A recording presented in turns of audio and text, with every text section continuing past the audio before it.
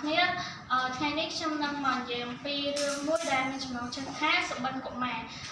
មានប្តីប្រពន្ធពីររូបដែលរស់នៅជាមួយគ្នាប្រកបរបរនេសាទត្រីហើយថ្ងៃមួយស្ត្រីជាភរិយាបានយល់សប្តិឃើញថាខ្លួននៅកំពុងតែនៅក្នុងព្រៃមួយដែលព្រៃជ្រៅហើយពេលនោះនាងក៏បានស្រែករកគេជួយហើយក៏ដើរមកស្បក់ក្រោយមកក៏ទៅដល់ក្នុងផ្ទៃមហាសមុទ្រដ៏ធំធេងមួយកន្លែងក៏ឃើញមានតាឥសីមួយអង្គបានហោះនៅលើអាកាសពេលនោះកាន់នៅត្បូងចន្ទនីរតដែលមានពន្លឺភ្លឺថ្លាពេលនោះក៏តាឥសីនោះក៏បានផ្ដល់នៅត្បូងចន្ទនីរតនោះទៅនាងជាភរិយាហើយក៏នាំផ្លូវឲ្យនាងត្រឡប់ទៅផ្ទះវិញនៅពេលដែលនាងយល់សុបិនឃើញដូច្នោះក៏រៀបចំនឹងវាយផ្សេងទៅសួរគ្រូទាយមួយកន្លែងដែលចង់ដឹងថាតើសុបិនមួយនោះជាអ្វីពេលនោះ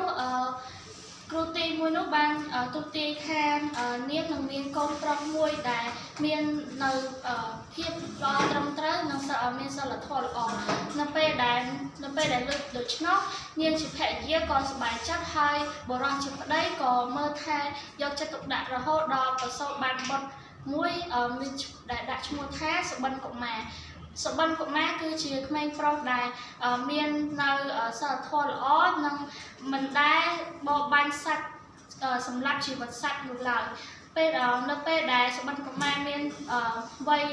7 ឆ្នាំឪពុកដែលបរិសុទ្ធដែលជាឪពុកក៏បានស្លាប់ទៅហើយក៏កើតជាប្រែតនៅក្នុងឋាននរកដោយសារតែខ្លួនប្រព្រឹត្តនៅតែអំពើបរបាញ់សម្លាប់ជីវិតសត្វនៅពេលដែលសុបិនកុមារមានអាយុ7 ឆ្នាំនោះដែលក៏បានចូលទៅក្នុងសំណាក់របស់ព្រះសង្ឃចូលខ្លួនធ្វើបម្រើព្រះសង្ឃនៅពេលដែលខ្លួនមានវ័យកាន់តែជ្រេរួចក៏សុំម្ដាយឲ្យទៅបួសជាព្រះសង្ឃប៉ុន្តែម្ដាយមិនព្រមដោយហេតុថាខ្លួនមានកូនប្រុសតែមួយសម្រាប់មើលថែនៅពេលដែលថ្ងៃមួយម្ដាយនារីជាម្ដាយក៏បានដើរនៅក្នុងព្រៃហើយក៏សម្រាកនៅក្នុងព្រៃពេលនោះ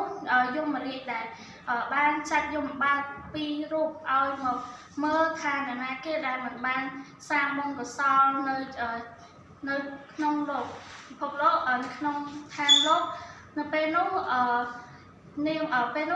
យមបាលក៏បាន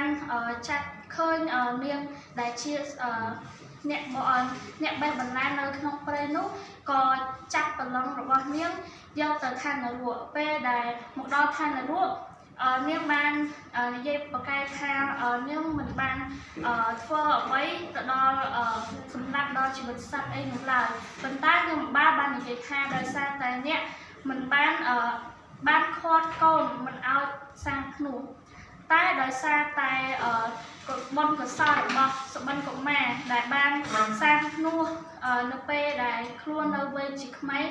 នោះក៏បានធ្វើឲ្យនារីជាម្ដាយនៅពេលដែលយមបាលបោះទម្លាក់នារីជាម្ដាយនោះចូលទៅក្នុងឋាននរកជម្រៅ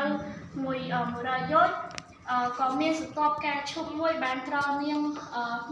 មួយដ៏ធំបានត្រនាងនៅពេលដែលឃើញដូច្នេះយមបាលខំក៏ទាញនាងទម្លាក់ទៅចំនួនឲ្យកាន់តែជ្រៅគឺ1000 យោជន៍រហូតដល់ប៉ុន្តែនៅតែមានសន្ទប់ការដ៏ធំមួយត្រនាងចំណិចនៅពេលដែលដូច្នេះយមបាលក៏អស់ជើងនាងឲ្យបោះទៅដល់ជម្រៅដល់ទៅ10000 យោជន៍ពេលនោះ